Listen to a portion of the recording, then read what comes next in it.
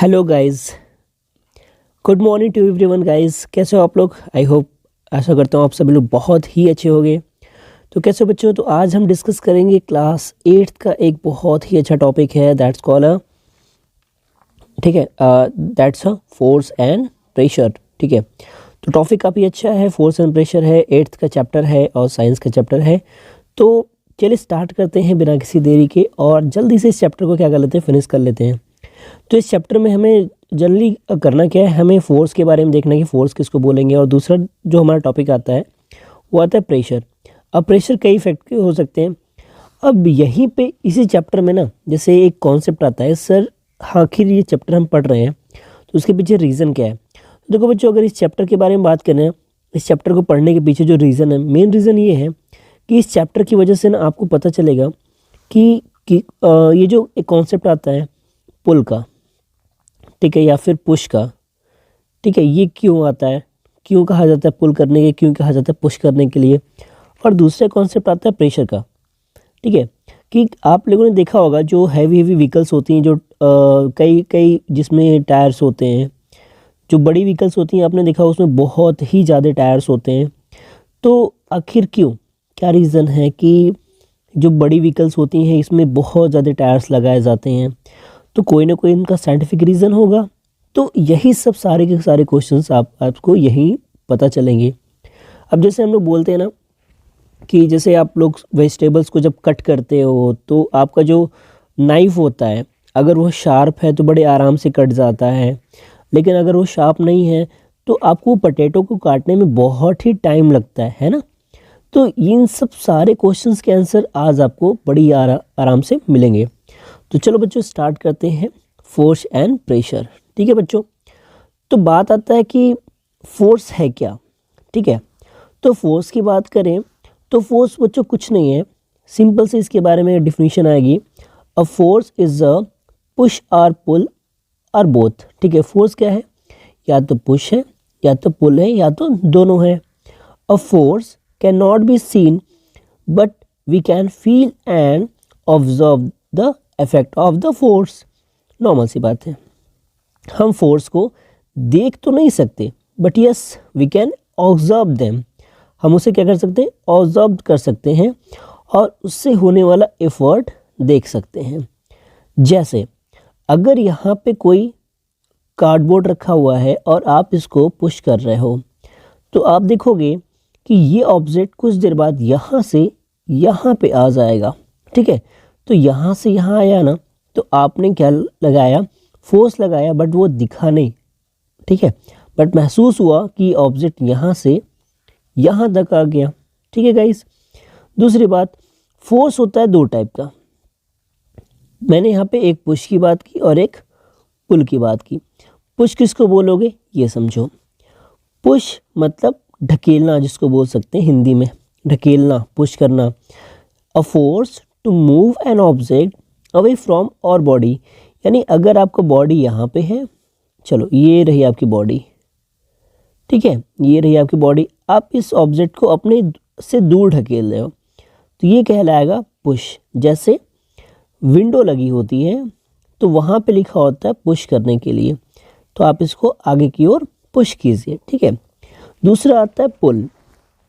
पुल क्या हो गया, ये देखिए, a pull is when we applied a force to move an object towards our body, यानी जब कोई ऑब्जेक्ट आपकी बॉडी की ओर आए। जैसे आपने विंडो यहाँ पे था, यहाँ पे आपका डोर है, डोर को आप अपनी बॉडी की ओर खींचते हो, ये आपका बॉडी आपकी बॉडी की ओर खींचते हो, तो ये क्या कहलाएगा, ये आपका पुश कहलाएगा, पुल कहलाएगा। ठीक है बच्चों, देखो, और जैसे ऐसे और समझ लो कि जब आप एक वेल से पानी निकालते हो ना, जैसे मान लो ये वेल है, ये जो है ना ये वेल है आपका, पानी वाला कुआं, आपने रस्सी डाल के इसको निकाला, तो जब आप रस्सी को अपनी ओर खींचते हो ना तो ये कहलाता है पुल, और जब रस्सी को आप अंदर डालते हो ना तो ये कहलाता है पुश। ठीक है बच्चों, देखो अगर कॉम्बिनेशन की बात करें तो combination of push and pull कहाँ पे लगाएंगे, तो प्लेइंग ए गिटार, क्योंकि प्लेइंग ए गिटार में हम लोग एक बार हाथ को ऊपर और एक बार नीचे ले आते हैं। स्विंग वुड की बात करें या स्क्रम्बिंग द फ्लोर की बात करें या रोइंग अ बोट की बात करें, बोट को भी चलाते समय हम पुश और पुल दोनों का यूज़ करते हैं। ओके गाइस, आई थिंक ये चीज़ तो आपको समझ में आई होगी। चलिए आगे क्या है इनको देखते हैं। जैसे कि आप देख सकते हैं यहाँ पे एक पर्सन है जो बड़ी मेहनत से क्या कर रहा है, एक कार को पुश कर रहा है। नॉर्मल सी बात है, बॉडी इसकी यहाँ पे और कार को ये पुश कर रहा है, ठीक। तो कार क्या जरिए आगे जा रही है। अब बात आता है डायरेक्शन का। तो force are due to interaction, an interaction of object of another object result is a force between two object. Example देखिएगा, एग्जाम्पल से समझ में आएगा। If a man stand behind a car, अगर एक आदमी कार के पीछे खड़ा है, the car does not move, car move करेगी क्या? नहीं भाई, कार खड़ी है, मैन यहाँ खड़ा है, तो मूव करेगा? बिल्कुल नहीं मूव करेगा।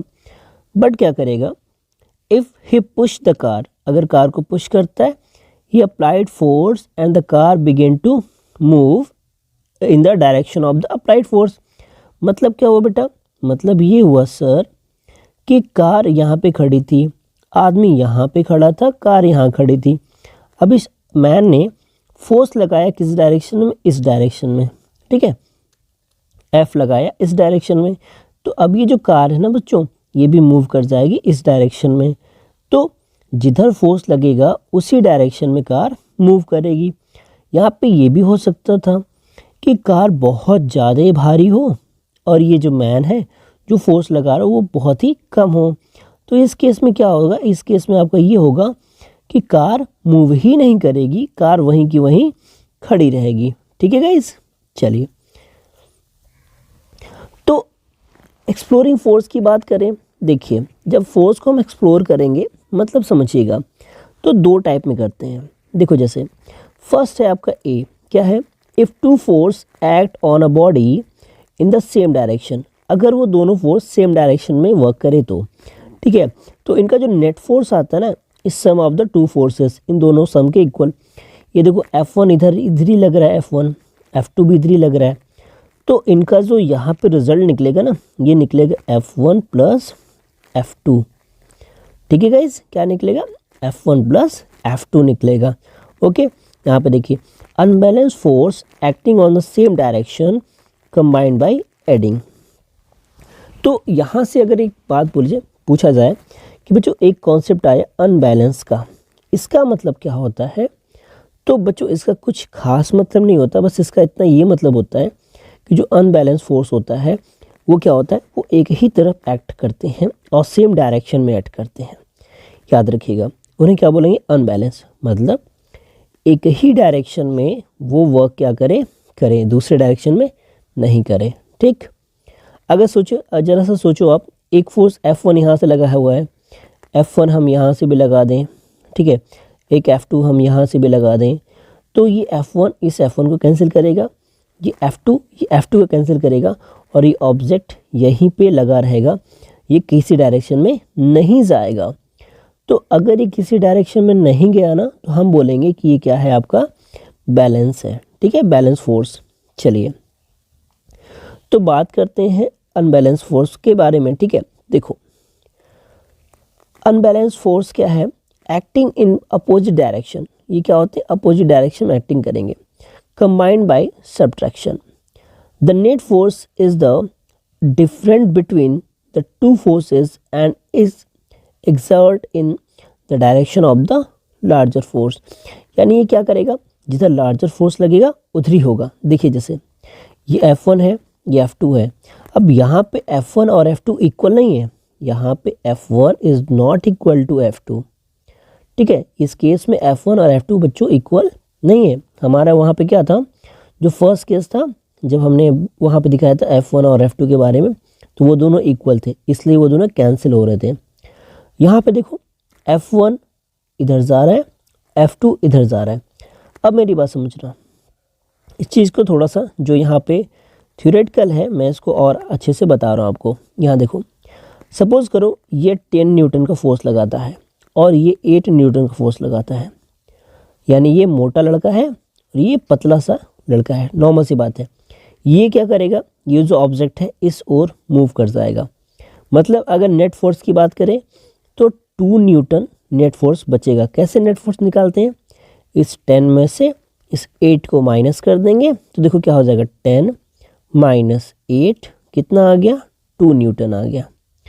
ठीक है बच्चों, तो यही चीज़ यहाँ पे गिवन है कि जब F1 और F2 तो F2 माइनस F1 हो गया और F1 F2 तो F2 माइनस F1 हो गया, where F2 is greater than F1। ठीक है, the effect on the object depends on the net force acting on it.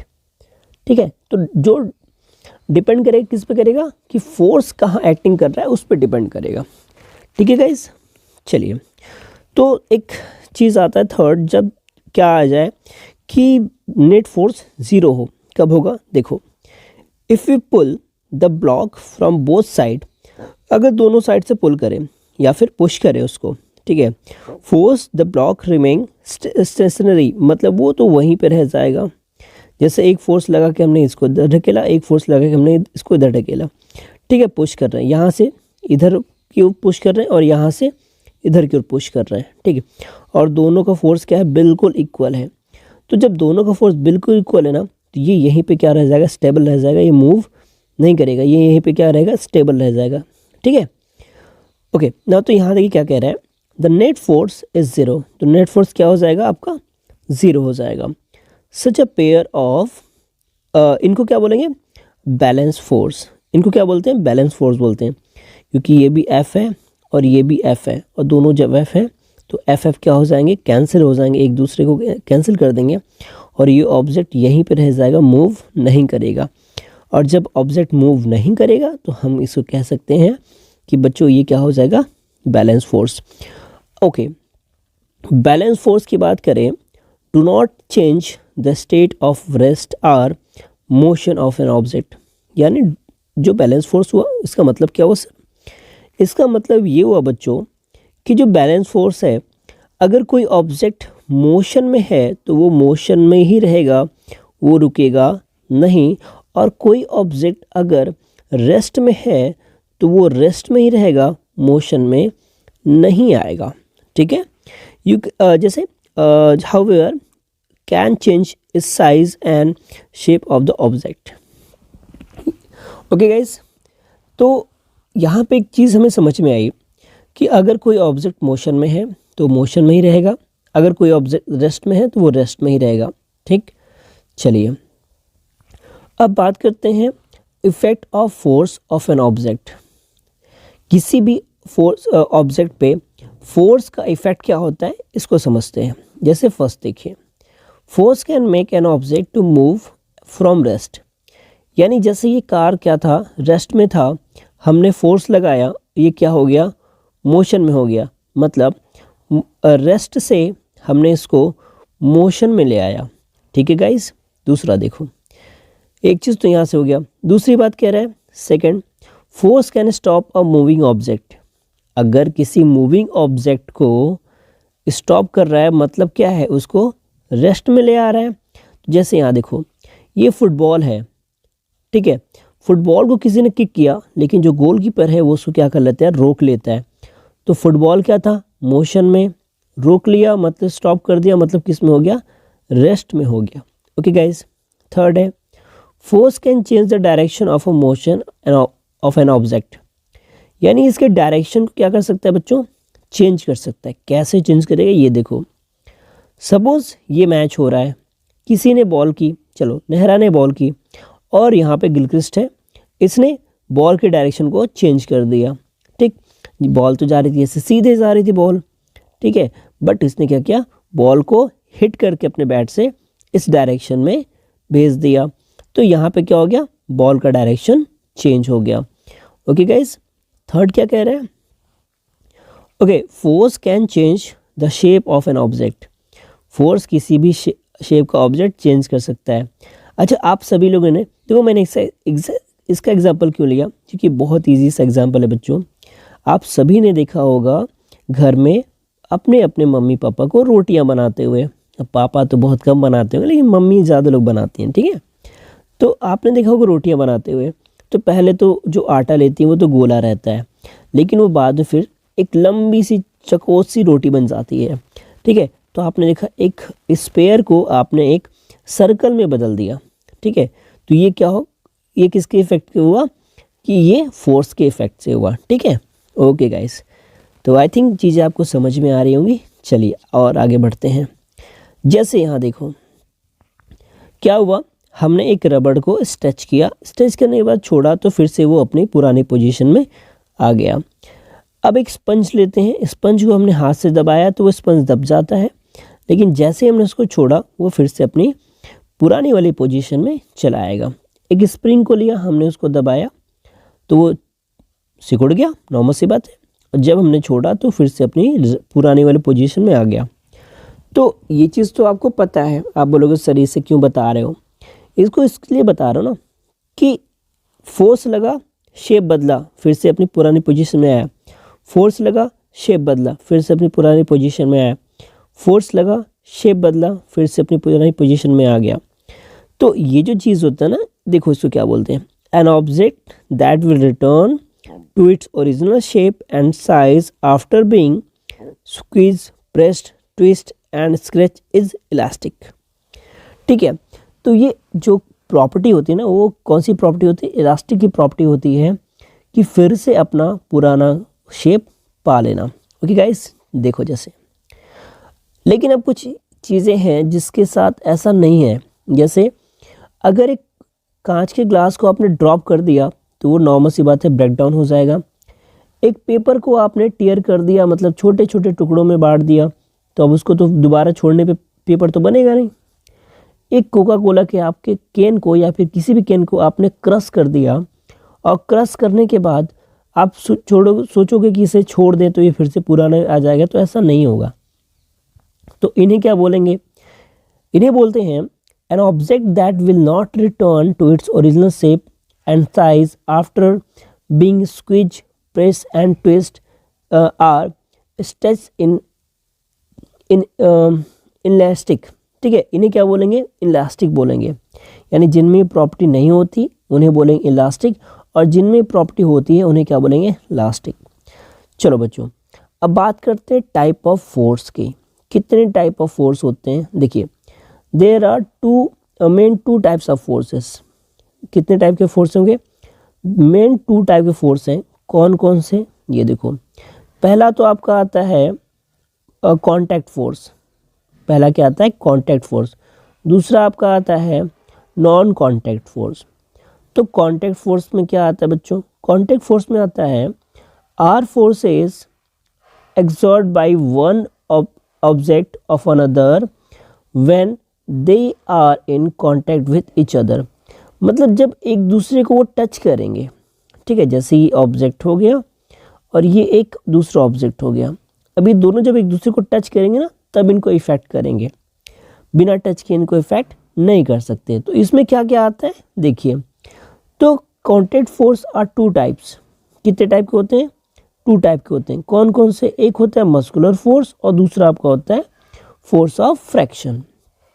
ठीक है, मस्कुलर फोर्स कैसे होता है वो पहले देख लो, थोड़ा सा समझ लो। यहाँ पे मस्कुलर फोर्स क्या होगा, जैसे हम अपने बॉडी के थ्रू किसी भी बॉल को या फिर किसी भी ऑब्जेक्ट को थ्रो करते हैं या फिर उसे लिफ्ट करते हैं, तो हमारी बॉडी का जोर लगता है। ठीक है, हमारी बॉडी का पावर लगता है, तो हमारा मसल फोर्स लगता है। दूसरा फोर्स ऑफ फ्रिक्शन की बात करें तो जैसे आप सरफेस की बात कर लो, सरफेस में फ्रिक्शन होता है तब हम बड़े आराम से उस पर चल पाते हैं। यदि सरफेस में फ्रिक्शन न हो तो हम क्या हो जाएंगे, स्लिप करके गिर जाएंगे। तो हम कांटेक्ट में आएंगे सरफेस के तभी तो हम चलेंगे, हवा में तो चलते नहीं हम, है कि नहीं। अलादीन का चिराग तो हमारे पास है नहीं कि हम हवा में चलेंगे, है कि नहीं बच्चों। चलो, दूसरा आता है नॉन कांटेक्ट फोर्स। कौन सा आता है बच्चों, नॉन कांटेक्ट फोर्स। मतलब वर्ड से समझ में आ रहा है कि जो कांटेक्ट ना हो बट फोर्स अप्लाई करे। अरे सर ये कैसे हो सकता है कि कांटेक्ट भी ना हो और फोर्स अप्लाई हो जाए। होता है बच्चों, देखो are forces exerted by one object on another object without any contact with each other एक दूसरे को छुए बिना। अब इसमें क्या आते हैं, 3 टाइप्स के फोर्स आते हैं। कौन कौन से? मैग्नेटिक फोर्स आता है, इलेक्ट्रोस्टैटिक फोर्स आता है और ग्रेविटेशनल फोर्स आता है। तो 3 चीज़ आते हैं। कौन कौन से? मैग्नेटिक फोर्स, दूसरा इलेक्ट्रोस्टैटिक फोर्स और तीसरा बच्चों ग्रेविटेशनल फोर्स।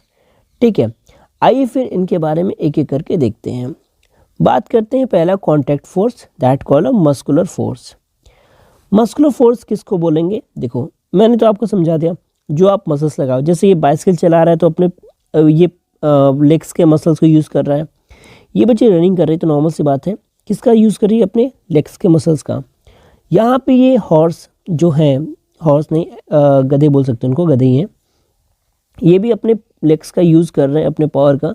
यहाँ पे जो आप कैमल देख सकते हो, ये भी कैमल अपने पावर का यूज़ कर रहा है इस कार्ड को खींचने में। ठीक है, muscular force is the force exert by the muscles of our body. Simple सी बात है। We use muscular force of our various activities, बहुत सी एक्टिविटीज, जैसे animals like bullocks, horses, camels, donkeys, elephant also use muscular force to perform various task. तो बहुत से task हैं जो उन्हें करते हैं तो मसल्स। तो यहाँ पे सिंपल से ये चीज़ आपको समझना था कि जो भी वर्क हम अपने मसल्स के थ्रू करते हैं that's called a muscular force. ठीक है, दूसरा आता है फोर्स ऑफ फ्रिक्शन। तो आपने कभी सोचा है कि बाइसिकल अगर फ्रिक्शन नहीं होता ना, तो पता है फ्रिक्शन नहीं होता ना, तो पहली बात तो आप बाइसिकल चला ही नहीं पाते, और इन केस अगर आपकी बाइसिकल चल जाती ना तो फिर वो कभी रुकती नहीं, आपको कभी पॉडल मारने की ज़रूरत ही नहीं होती। और आपने फुटबॉल में किक मार दिया बॉल को ना, तो बॉल चलती चली जाएगी, चलती चली जाएगी, कभी रुकेगी ही नहीं। ठीक है, तो सर रुकता क्या है बेटा? फोर्स की वजह से। सोचो, फोर्स की वजह से रुकता है। होता क्या है? होता ये है कि हमने इधर से फोर्स लगाया, ठीक है, हमने इस साइड से फोर्स लगाया, और जो सरफेस है ना, जब ये सरफेस के कांटेक्ट में आता है तो सरफेस भी अपनी तरफ एक फोर्स लगाती है और अपोजिट डायरेक्शन में फोर्स लगाती है। किधर लगाती है? अपोजिट डायरेक्शन में फोर्स लगाती है, जिसकी वजह से ये बॉल जो है ना वो रुक जाता है। ठीक है, तो ये बॉल यहीं पे क्या होता है? रुक जाता है। दूसरी देखो, force of fraction. Force of fraction is the force which opposite the motion of an object over a surface. जो क्या होता है? बिल्कुल अपोजिट होता है। किसके? सरफेस के बिल्कुल अपोजिट होता है। देखो अभी तो हम बात कर रहे थे कांटेक्ट फोर्स का, अब हमारा आता है नॉन कांटेक्ट फोर्स, मतलब जो हमारा कांटेक्ट नहीं होता। तो पहला आता है magnetic force. Magnetic force is the force exert bye magnet. अपने बचपन में ये चीज़ बहुत खेला होगा, है ना? एक चुम्बक ले लेते थे, मैग्नेट ले लेते थे, उसमें फिर आयरन के नेल्स को चिपकाना और ये सब, फिर मैग्नेट को मैग्नेट चिपकाना, बहुत से ऐसी चीज़ आपने की होगी। तो बच्चों एक बात बताओ मुझे, आपने देखा होगा कि जब आप 2 मैग्नेट लेते हो, ठीक है, तो कभी कभी आपने देखा होगा जब इनको पास ले आओ ना, तो ये क्या करते हैं? एक दूसरे से दूर भागते हैं, रिपल करते हैं। ठीक है, क्या करते हैं? रिपल करते हैं। और जब इन दूसरे को क्या करें, कभी कभी क्या होता है जब हम एक दूसरे को पास में ले आते हैं तो एक दूसरे को अट्रैक्ट करते हैं। अरे सर ऐसा कैसे हो गया कि सर एक बार दूर कर रहे हैं, एक बार पास कर रहे हैं?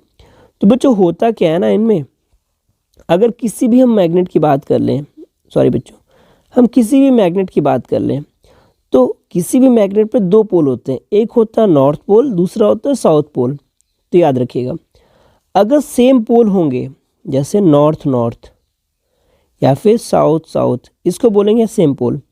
अगर सेम पोल होंगे तो हमेशा क्या करेंगे? रिपल करेंगे। हमेशा क्या करेंगे बच्चों? रिपल करेंगे। और वहीं पे अगर अपोजिट पोल्स हो गए, जैसे नॉर्थ और साउथ, साउथ और नॉर्थ, तो ये एक दूसरे को क्या करेंगे? अट्रैक्ट करेंगे। क्या करेंगे? अट्रैक्ट करेंगे। जैसे यहाँ देखो, ये नॉर्थ था, ये साउथ था, तो ये दोनों एक दूसरे को अट्रैक्ट करेंगे। ये साउथ है, ये नॉर्थ है, तो ये भी दूसरे को अट्रैक्ट करेंगे। अब ये नॉर्थ है, ये नॉर्थ है, तो ये एक दूसरे को रिपल करेंगे। क्या करेंगे? एक दूसरे को रिपल करेंगे। अब ये आपका साउथ है, ये आपका साउथ है, तो ये भी दूसरे क्या करेंगे? रिपल करेंगे। ठीक है, इनसे दूर भागेंगे। तो ये रहा आपका magnetic force. I think it is clear. Next देखते हैं बच्चों, दूसरा आपका इलेक्ट्रोस्टैटिक फोर्स है क्या? देखो बचपन में आपको एक प्रैक्टिकल दिखाया जाता होगा कि एक कंघी ले लिया गया, इस कंघी को अपने क्या किया, हेयर में बढ़िया से खूब बढ़िया स्क्रैच कर लिया। स्क्रैच करने के बाद जब हम छोटे छोटे पेपर्स के पास इसको ले आएंगे ना, तो ये जो छोटे छोटे पेपर्स हैं इसमें चिपक जाएंगे।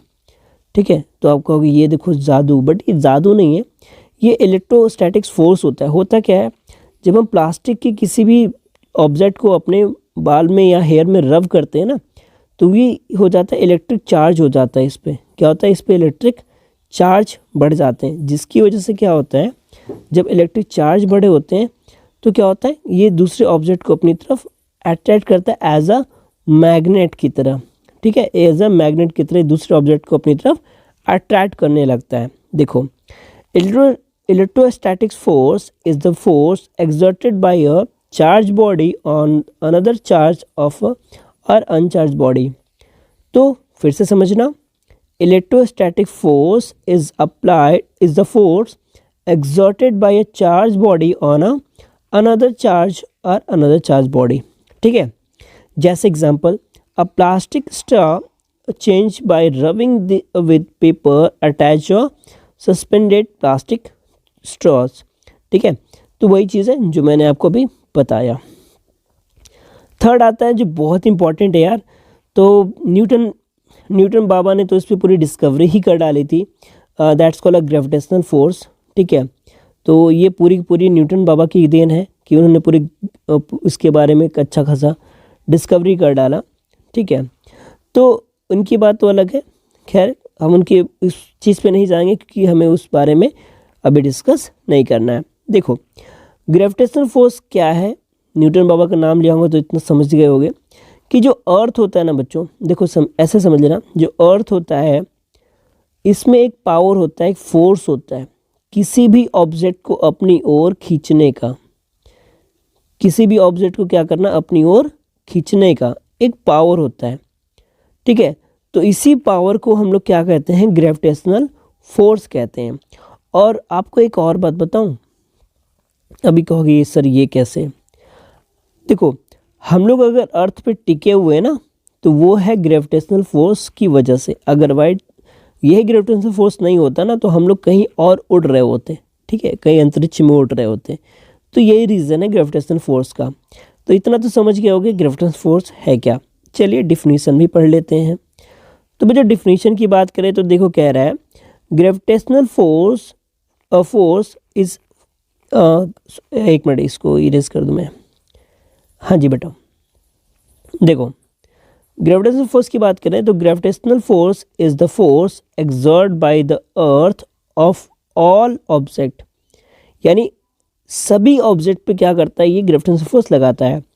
It pull all object towards the earth, ये क्या करता है, सभी ऑब्जेक्ट को पुल करता है, मतलब खींचता है किधर, अर्थ की ओर। Example, a coin or pen fall down when it slip or hand. ठीक है, a ball throw upwards fall down, leaves and fruits fall to the ground when they get detach from the plant. अरे भाई इसी concept पे तो Newton ने पूरी की पूरी ग्रेविटी का इन्वेंट कर डाला।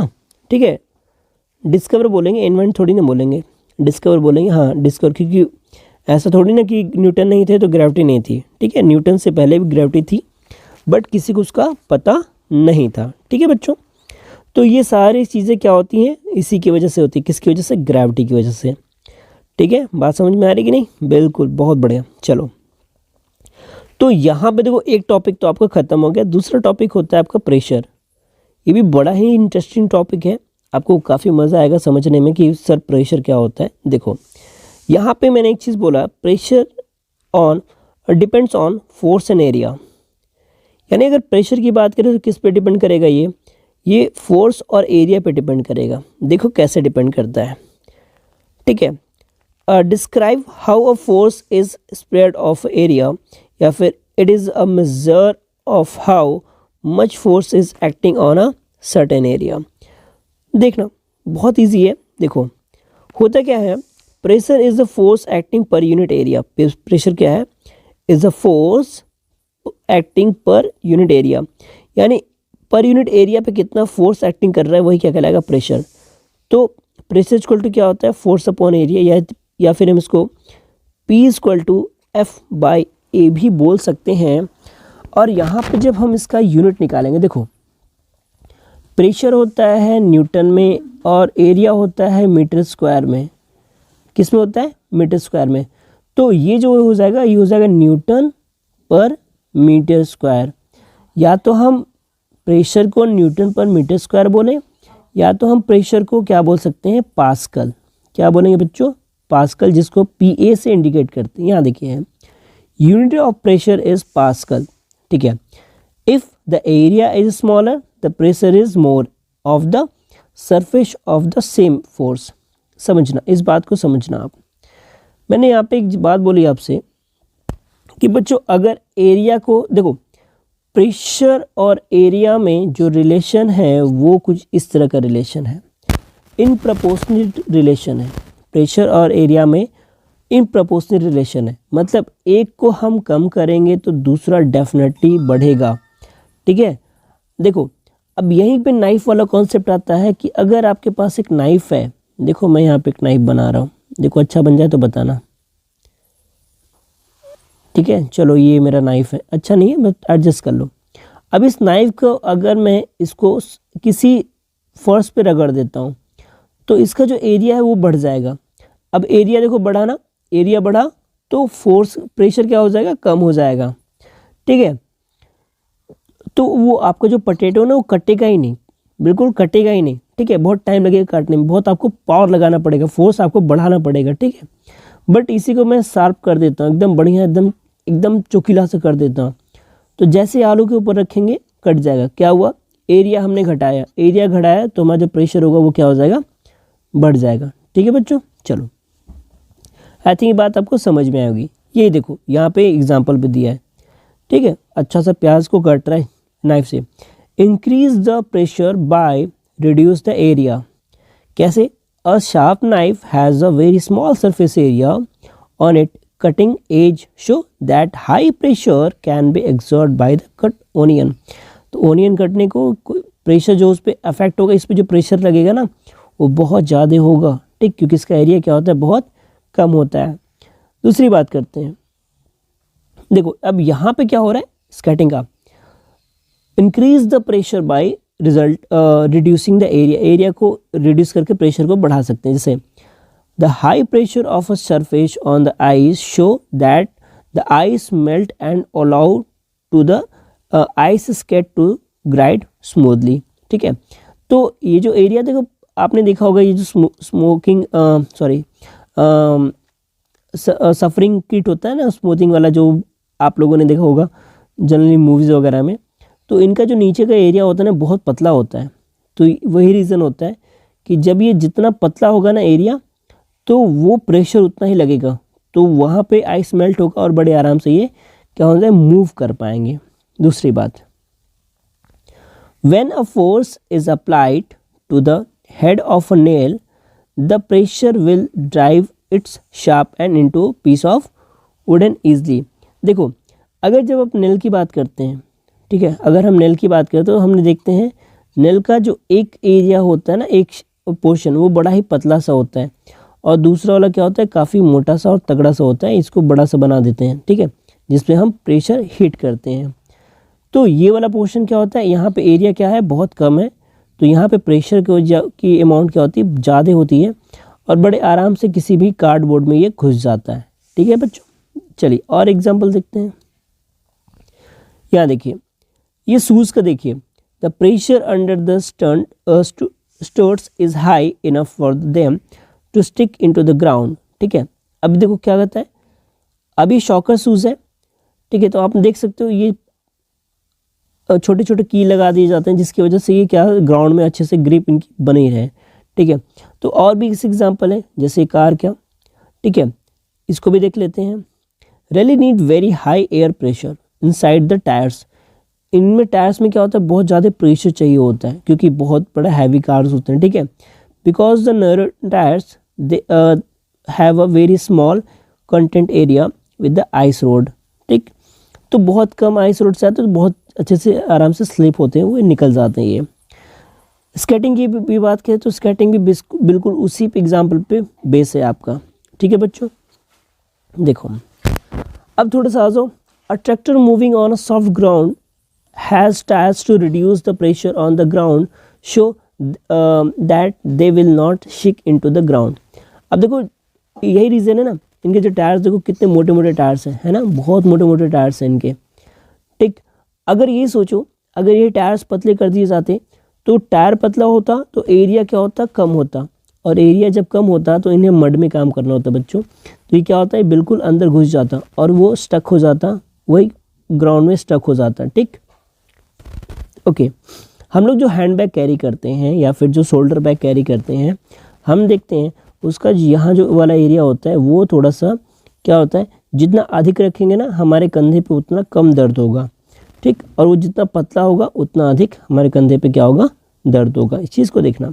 दूसरा, for a solid block resting on the floor the pressure acting on the floor is higher when the block is resting on the smallest surface area. देखो ये जो है ना, ये इसका बिगेस्ट सरफेस एरिया है, तो इस पे रखेंगे तो कम फोर्स नीचे अप्लाई होगा।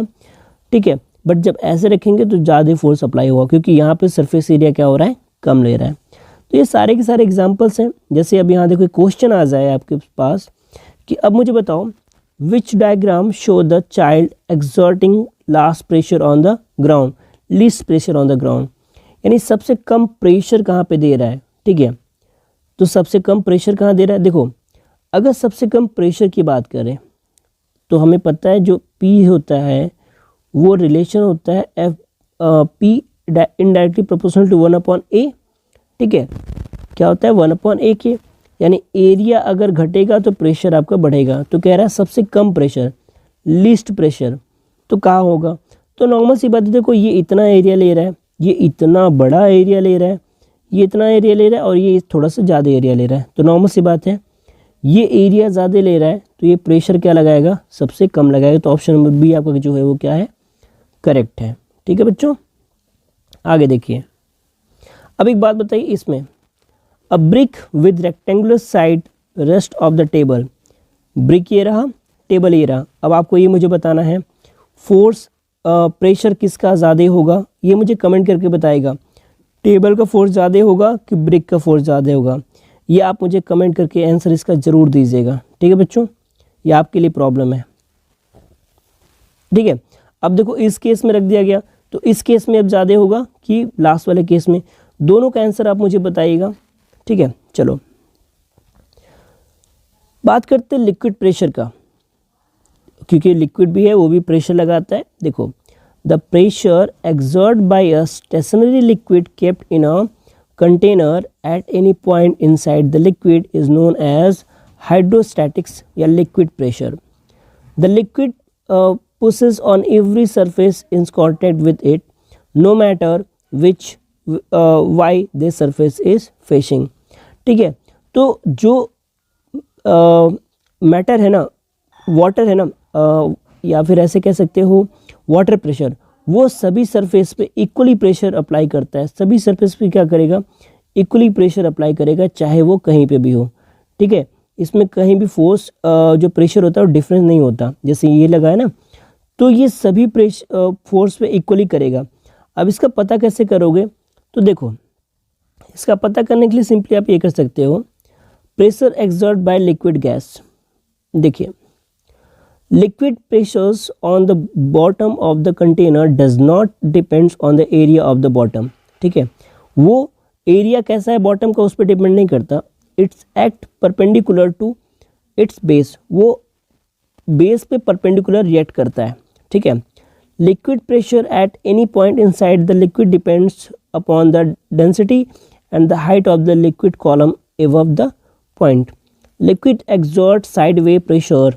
देखो सिंपल सी बात है, जो चीज़ें यहाँ पे लिखी हैं बस मैं उसको प्रैक्टिकली आपको बता दे रहा हूँ। देखो यहाँ पे आप देख सकते हो बच्चों, यहाँ पे हमारे पास 4 ऑब्जेक्ट्स हैं। सारों ऑब्जेक्ट में यहाँ पे रबर बलून लगे हुए हैं। ठीक, देखो अब यहाँ पे देखना, चीज़ों को देखना है, समझना थोड़ा सा। हमने यहाँ पे कम पानी भरा था, बलून हमारा कम फूला। हमने यहाँ पे ज़्यादा पानी भरा, बलून हमारा ज़्यादा फूल गया, है ना। यहाँ पे भी ये बलून लगा हुआ है बच्चों, यहाँ पे भी हमने प्रेशर भरा। अब देखो पानी भरा, इसका सरफेस एरिया अधिक था, उतना ही बलून ये भी फूला। अब क्या करेंगे, इसमें हम कई जगह होल कर देंगे और एक ही साइड में होल करेंगे। तो जब एक ही साइड में हम होल करेंगे ना, देखेंगे यहाँ का भी पानी जितनी दूर जा रहा है ना बोतल से, जितनी दूर गिर रहा है, यहाँ भी वो बोतल से उतनी ही दूर गिरेगा, ये भी बोतल से उतनी दूर गिरेगा। तो इसका मतलब क्या हुआ, इसका मतलब साफ साफ हुआ कि जो वाटर होते हैं, जो लिक्विड होते हैं, वो प्रेशर इक्वली अप्लाई करते हैं हर जगह पे, अलग अलग नहीं करेंगे, इक्वली अप्लाई करेंगे। ठीक है बच्चों, जैसे देखो इसका एग्जांपल यहाँ से देख सकते हो, प्रेशर इंक्रीज विद डेप्थ। जैसे जैसे आप गहराई में जाओगे ना, प्रेशर आपका वहाँ पे बढ़ता चला जाएगा। देखो पहले यहाँ पे होल किया था मैंने, तो ये वाटर कहाँ पे आके गिर रहा था, यहाँ गिर रहा था। फिर मैंने यहाँ होल किया, ये आपका यहाँ गिर रहा था।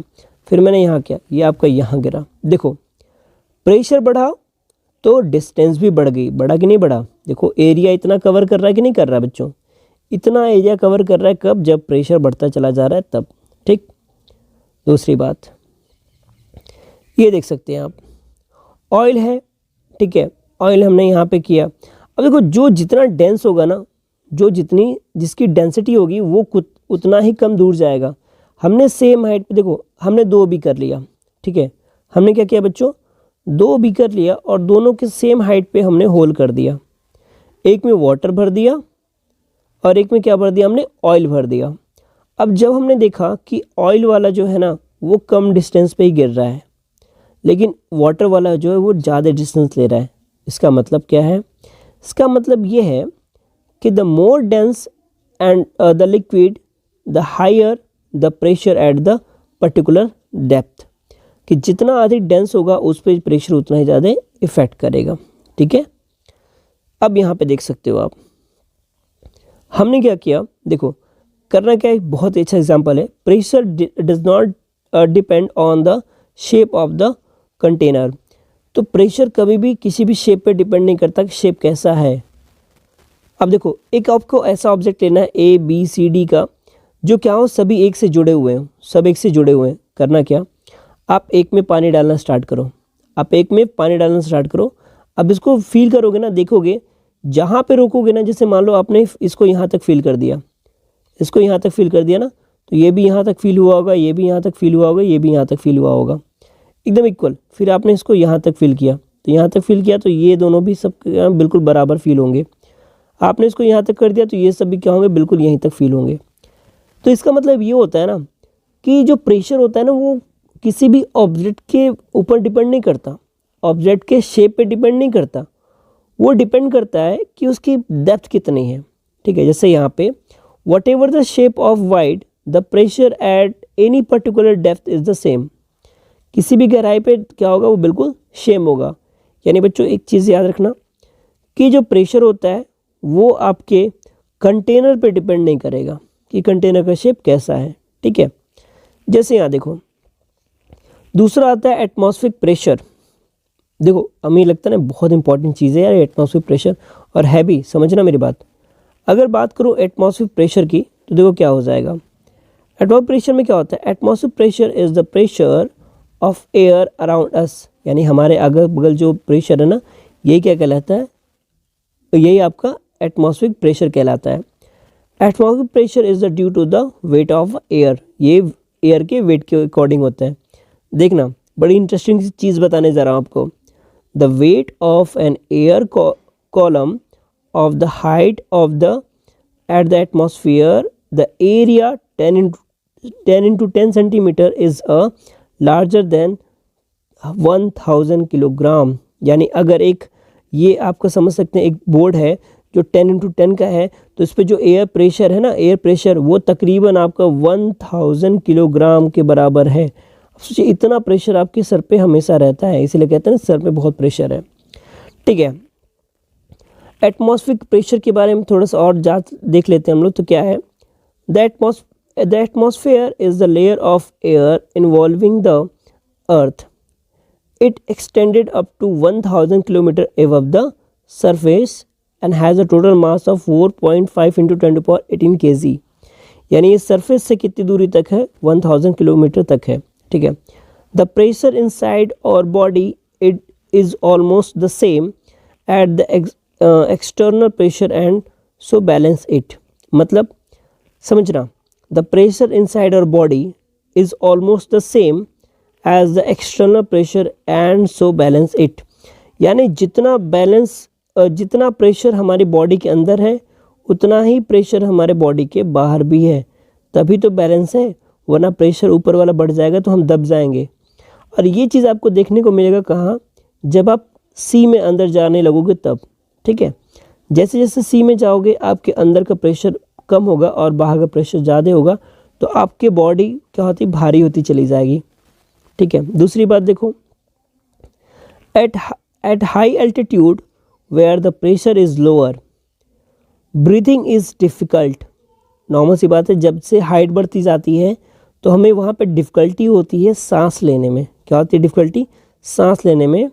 Nose bleeding may occur as result for the pressure difference between the body and the external pressure। जिसकी वजह से क्या होता है, हमारे नोज से ब्लड आना स्टार्ट हो जाता है। क्योंकि देखो ये आपका बॉडी है, अंदर का प्रेशर ज़्यादा हो गया, बाहर का प्रेशर कम हो गया। तो जब अंदर का प्रेशर ज़्यादा हो गया तो अंदर की चीज़ें क्या होने लगेंगी, बाहर आने लगेंगी। ठीक है बच्चों, तो अब यहाँ सिरिंज में देख सकते हो आप example, when the piston is pumped up the atmospheric pressure inside the cylinder will decrease the atmospheric pressure outside pressure and liquid up in the syringe. ठीक है, सिंपल से एग्जांपल देखते हुए, तो जब आप ये पिस्टन है, इसे पिस्टन बोलते हैं, ये आपको अंदर लोअर प्रेशर दिखाता है। ये एटमॉस्फेरिक प्रेशर इसके ऊपर तो लग ही रहा है, अब इसके अंदर हम करेंगे तो ये लोअर प्रेशर आपको दिखाएगा, बड़े आराम से इंजेक्ट हो जाएगा सीरीज। ठीक है, स्ट्रॉ के भी आप एग्जांपल देख सकते हो कि जब हम सोचो इतना ऊपर कैसे आता है। नॉर्मल सी बात है, हम दो चीज़ की वजह से आता है, एक तो इस पे एटमॉस्फेरिक प्रेशर लगा हुआ है जो ये नीचे इसको भेजता रहता है। ठीक है, और हम एक प्रेशर ऊपर लगा के इसको खींचते रहते हैं। तो यहाँ पे दो प्रेशर वर्क करता है, एक प्रेशर है एटमॉस्फेरिक प्रेशर, एक आपका अपथ्रस्ट प्रेशर है जिसको खींच रहा है, जिसकी वजह से आप इसको बड़े आराम से किसी भी लिक्विड को या फिर कोको कोला वगैरह जो आप पीते हो उसको आप बड़े आराम से पी सकते हो। ठीक है बच्चों, दूसरा वैक्यूम क्लीनर इसी प्रिंसिपल पे वर्क करता है। जो आपका वैक्यूम क्लीनर है, एक मिनट, जो आपका वैक्यूम क्लीनर है वो इसी प्रिंसिपल पे आपका वर्क करता है। क्या करता है, when a vacuum cleaner is switched on it suck out the air inside the cleaner. ये वाटर को अंदर भी खींचता है। ठीक है, सॉरी, एयर को अंदर खींचता है। जब एयर को अंदर खींचेगा तो यहाँ पे लो प्रेशर जनरेट होगा, ये फ़ैन है, और यहाँ से एयर बाहर निकाल देगा और डस्ट को अंदर ही बैग में पैक कर देगा। तो ये भी इसी पे वर्क करता है। तो ठीक है बच्चों, फिर आपकी चीज़ें यहाँ पे ख़त्म हो गई। तो जितने भी चीज़ें थी मैंने आपको सबका सब बता दिया। तो आई होप चीज़ें आपको समझ में आई होंगी। तो अगर वीडियो अच्छा लगा तो प्लीज़ इसको लाइक, शेयर और सब्सक्राइब ज़रूर करना, और मुझे बताना कि चैप्टर आपको कैसा लगा। ओके बच्चों, have a nice day, thank you so much. चलिए मिलते हैं फिर नेक्स्ट वीडियो में, तब तक के लिए अपना ख्याल रखिएगा।